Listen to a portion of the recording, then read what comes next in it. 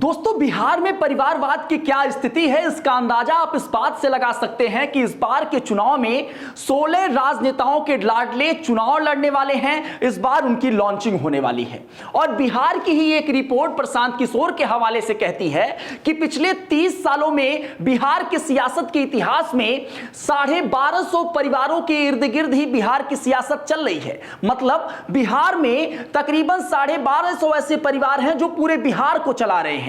कभी उनके मौसा जी चुनाव लड़ते हैं, कभी उनके भतीजा जी चुनाव लड़ते हैं, कभी उनके भाई चुनाव लड़ते हैं, कभी उनके जीजा चुनाव लड़ते हैं, कभी उनकी बहन चुनाव लड़ती हैं। तो उन्हीं के इर्द गिर्द पूरा राजनीति बिहार का ठहरा हुआ है और उसी पे आधारित ये पूरी रिपोर्ट है। इस वीडियो में मैं आपको दोस्तों ये बताने वाला हूं कि जो 16 बड़े नेताओं के जो बेटे या बेटियां इस बार के विधानसभा में लॉन्च होने वाले हैं, वो कहां से चुनाव लड़ेंगे, कौन है, उनके पिता क्या थे, क्या राजनेता थे, उनका क्या पद था, बिहार की राजनीति में कितनी मजबूत पकड़ है, ये सारी चीजें समझाने की कोशिश करेंगे। लेकिन उससे पहले जरा आप ये समझिए कि बिहार में परिवारवाद की जड़ें कितनी गहराई तक हैं। सबसे पहला नाम मैं दोस्तों आपके सामने रखता हूं।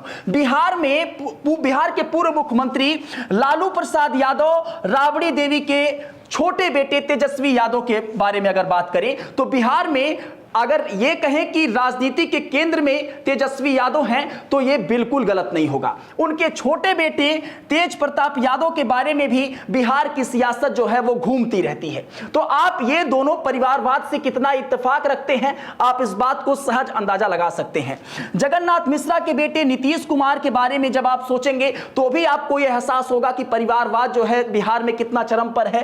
पूर्व मुख्यमंत्री भागवत झा के बेटे कृति झा, चाहे जितिन राम मांझी के बेटे संतोष सुमन की बात करें, चाहे सत्येंद्र नारायण सिंह के बेटे निखिल कुमार के बारे में बात करें, चाहे कर्पूरी ठाकुर के बेटे रामनाथ ठाकुर के बारे में बात करें, ये वो लोग थे जो बीते समयों में मुख्यमंत्री रहे। अब उनके बेटे बेटियां परिवार जो है वो राजनेता है और बिहार चला रहा है। अब आप जरा पासवान फैमिली की बात करें, क्या पासवान फैमिली के अलावा बिहार में किसी और फैमिली को या किसी और के पास इतनी योग्यता नहीं है कि वो बिहार में मुख्यमंत्री बन सके, बिहार में सांसद बन सके, बिहार में विधायक बन सके? पूरी फैमिली जो फैमिली है पासवान फैमिली, इसमें बड़े बड़े राजनेता जो है वो हुए हैं। पूरी फैमिली राजनेताओं से भरी हुई है।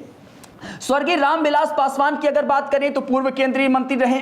उनके बेटे की अगर बात करें चिराग पासवान, वो केंद्रीय मंत्री हैं। दामाद की बात करेंगे तो अरुण भारती सांसद हैं। अगर रामविलास पासवान के भाई की बात करेंगे तो पशुपति पारस केंद्रीय मंत्री, और उनके भाई जो स्वर्गीय हैं, जो अब दुनिया में नहीं रहे, स्वर्गीय रामचंद्र पासवान, वो पूर्व सांसद रहे, और उनके बेटे प्रिंस पासवान वो पूर्व सांसद रहे। तो पूरी फैमिली जो है वो बड़े राजनेताओं से भरी पड़ी है। इसके साथ ही जगजीवन फैमिली की अगर बारे में बात करें तो स्वर्गीय जगजीवन राम की बेटी जो है मीरा कुमारी पूर्व स्पीकर रही। उनके बेटे अंशुल कुमार वो राजनेता रहे, कांग्रेस के एक अच्छे राजनेता इस समय भी हैं। मांझी फैमिली की आप बात करेंगे तो पूरी फैमिली जो है वो भरी पड़ी है।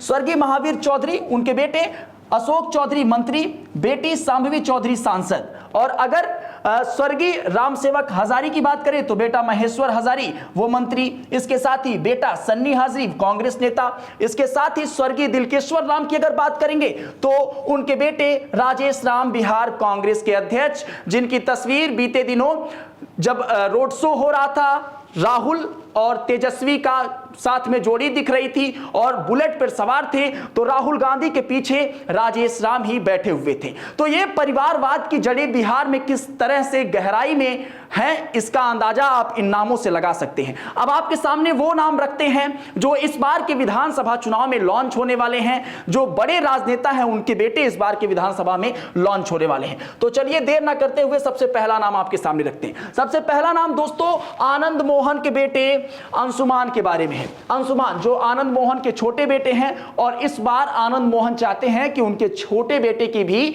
सियासत में एंट्री हो जाए। वो खुद सांसद रहे और छोटे बेटे की एंट्री की इस बार बारी लगाए हुए हैं।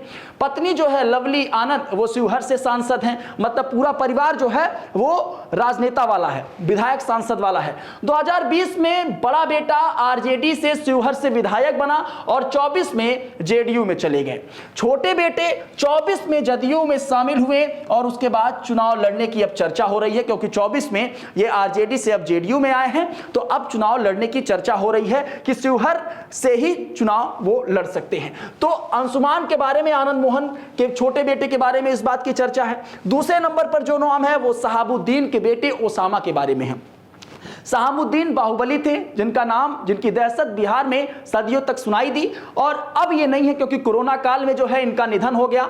आरजेडी की अगर बात करें तो आरजेडी के बड़े मुस्लिम चेहरे के रूप में इनका नाम लिया जाता है। पत्नी इनकी 3 बार चुनाव लड़ चुकी हैं लोकसभा का, लेकिन तीनों बार हार का सामना करना पड़ा। अब उनकी पत्नी या फिर ये कहें ओसामा की मां, जिनका नाम है हिना साहब, वो 3 बार सांसद का चुनाव लड़ चुकी हैं, लेकिन तीनों बार उनको हार मिली है। पिछला चुनाव उन्होंने निर्दलीय लड़ा जब, तो उसके बाद आरजेडी तीसरे नंबर पर चली गई। तो उसके बाद 2024 का जब लोकसभा चुनाव खत्म हुआ, उसके बाद ये आरजेडी में शामिल हो गई। अब आरजेडी में जिस सीट्स पे लड़ने वाले हैं उसका नाम है रघुनाथपुर। अब रघुनाथपुर से बेटा ओसामा तैयारी कर रहा है, और इसी के साथ हाल ही में एक तस्वीर देखा गया कि रघुनाथपुर सीट से आरजेडी के जो विधायक हैं वो ओसामा को पगड़ी पहना रहे थे। उसके बाद इस बात की चर्चा हो गई कि इस बार लगता है कि इस सीट से जो है रघुनाथपुर सीट से वो ओसामा ही चुनाव लड़ने वाले हैं। तो ये 2 ऐसे नाम हैं जो प्रमुख नेता रहे। अब उनके बेटों के लॉन्चिंग की बारी है। तीसरा नाम पप्पू यादव के बारे में। पप्पू यादव के बारे में राजनीति में बड़ा बिहार में चर्चा रहता है इनका। अब उनके बेटे जो है, उनके बेटे के लिए वो पूरी तरीके से फील्डिंग सेट कर रहे हैं। दिल्ली में बड़े बड़े नेताओं से मिल रहे हैं, कांग्रेस नेताओं से मिल रहे हैं, और ये पप्पू यादव के बड़े बेटे को, या फिर इनका एक ही बेटा है, उनको चुनाव लड़वाने के लिए ये पूरी तरीके से फील्डिंग सेट कर रहे हैं। और सेट कौन से सीट से? पूर्णिया की कोई सीट हो सकती है, क्योंकि वहीं से ये सांसद हैं। इनके बेटे का नाम सार्थक है। सार्थक एक क्रिकेटर भी हैं, लेकिन अब क्रिकेट को बाय बाय टाटा कह के वो राजनीति में एंट्री करना चाहते हैं। राजनीति में एंट्री उनका कौन करवाएगा? उनके पिता पप्पू यादव।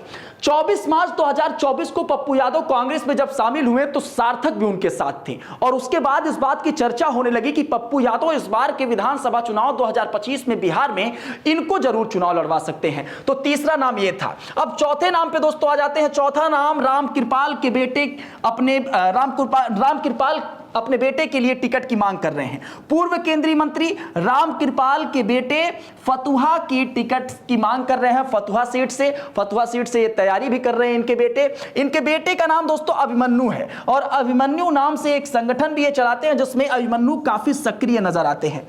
इसके साथ ही फतुहा से राजद के विधायक जो रहे इस बार वो रामानंद यादव हैं। पिछली बार बीजेपी के सत्येंद्र सिंह चुनाव लड़े थे। तो रामकृपाल बीजेपी के ये कह सकते हैं एक बड़े नेता हैं। अब उनके बेटे जो अभिमन्यु हैं वो चुनाव लड़ने की तैयारी इस बार कर रहे हैं। हो सकता है कि रामकृपाल के बेटे को इस बार टिकट मिले और इस बार के विधानसभा चुनाव में उनकी लॉन्चिंग हो जाए। अब चलिए 5वां नाम आपको बताते हैं। ये परिवारवाद से आप इन सारी चीजों को रिलेट करिएगा और ये सोचिएगा कि क्या बिहार में योग्यता की कमी है? क्या बिहार में राजनीति करने वाले युवाओं की कमी है? आखिर इन्हीं के परिवार के बेटों, बेटियों या फिर भाइयों को टिकट क्यों दिया जाता है? ये एक गंभीर प्रश्न है दोस्तों। मदन मोहन झा अपने बेटे को अपनी विरासत सौंपेंगे, और मदन मोहन झा कांग्रेस के प्रदेश अध्यक्ष रह चुके हैं।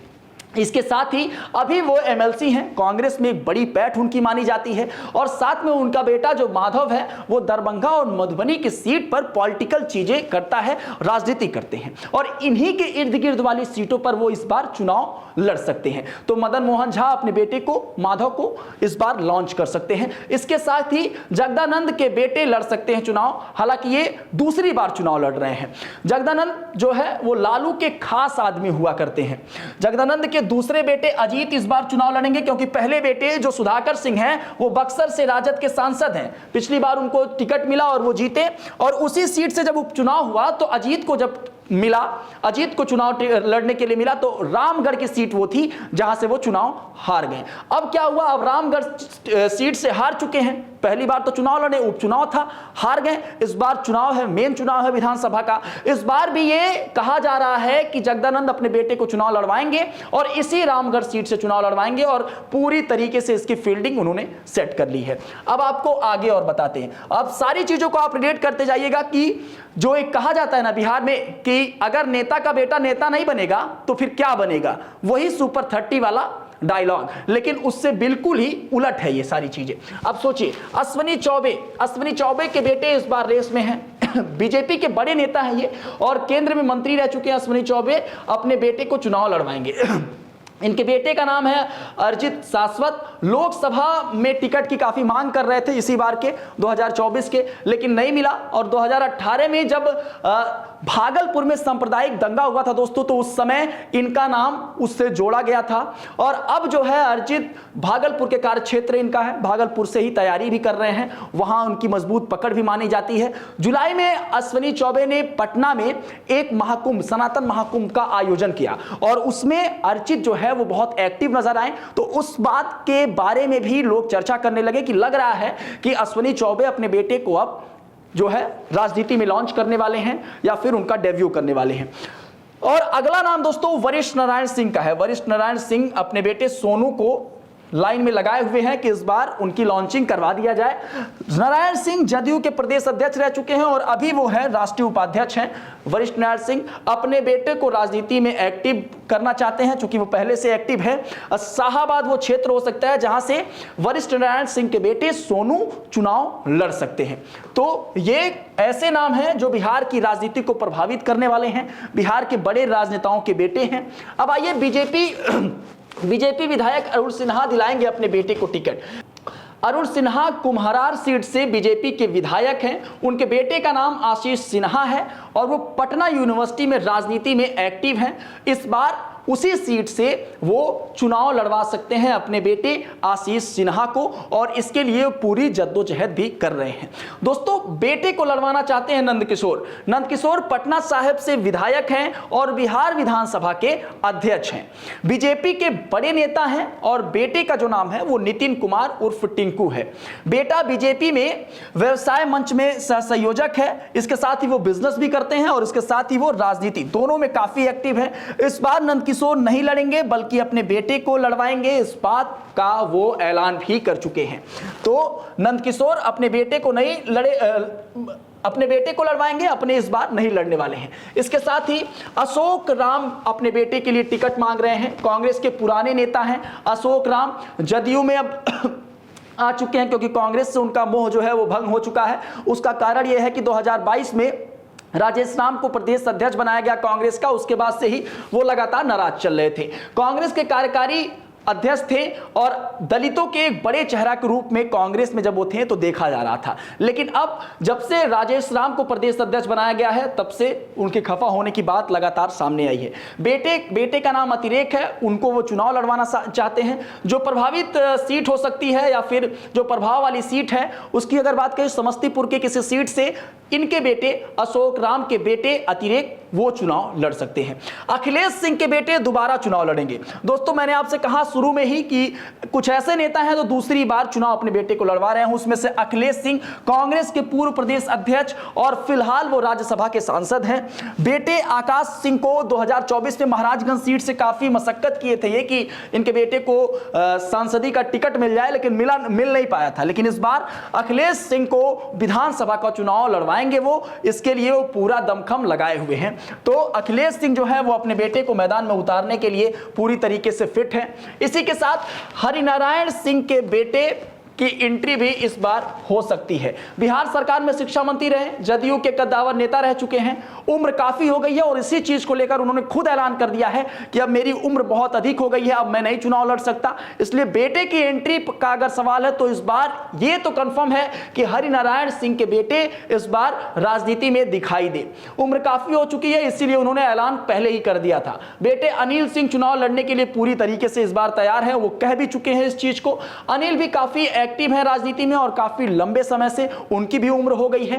अवधेश नारायण सिंह की अगर बात करें, तो उनके बेटे भी इस बार मैदान में उतर सकते हैं। विधान परिषद के सभापति अपने बेटे को मैदान में उतारना चाहते हैं। इसी के साथ भी भोजपुर की किसी सीट से हो सकता है जो उनके बेटे हैं आनंद रमन, वो चुनाव लड़ सकते हैं। इसी के साथ भाजपा युवा मोर्चा के साथ वो जुड़े रहे, और राजनीति में काफी समय से वो एक्टिव हैं, और इसलिए अवधेश नारायण सिंह अपने बेटे को चुनाव इस बार लड़ा सकते हैं, उनकी लॉन्चिंग कर सकते हैं।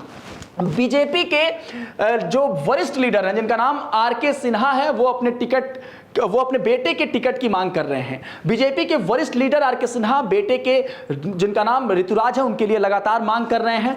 पिछली बार 24 में वो टिकट मांग रहे थे लेकिन टिकट नहीं मिल पाया और इसीलिए अब पटना की किसी सीट, कोई ऐसी सीट हो सकती है जहां से वो चुनाव लड़ सकते हैं। कहा यह जा रहा है जिस सीट से इनकी दावेदारी है उसी सीट से नीतीश कुमार के बेटे की दावेदारी जो है वो समझ आ रही है।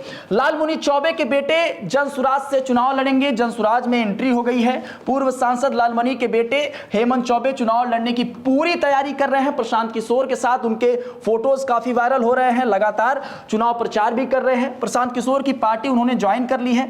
कैमूर के चैनपुर से वो एक्टिव नजर आ रहे हैं और यही की वो सीट हो सकती है जहां से लालमुनि चौबे जो है वो चुनाव लड़ सकते हैं। तो आप ये समझिए कि तकरीबन 16 ऐसे बड़े नेताओं के बेटे इस बार विधानसभा चुनाव 2025 बिहार के 16 राजनेताओं के बेटों की लॉन्चिंग होने जा रही है। और मैं आपको शुरू में यह बात बताया कि 1200 से 1250 ऐसे परिवार हैं जो पिछले 30 साल के आंकड़े और रिपोर्ट कहते हैं, ये कहते हैं कि उन्हीं के परिवारों के इर्द गिर्द बिहार की राजनीति जो है वो चल रही है। वही 1250 लोग जो है बिहार को चला रहे हैं। तो ये तो स्थिति बिहार के परिवारवाद की जड़ों की है। इस बारे में आप क्या सोचते हैं? अपनी प्रतिक्रिया दीजिएगा और जरूर ये बताइएगा कि ये आंकड़े जो हैं वो चौंकाने वाले हैं या नहीं। धन्यवाद।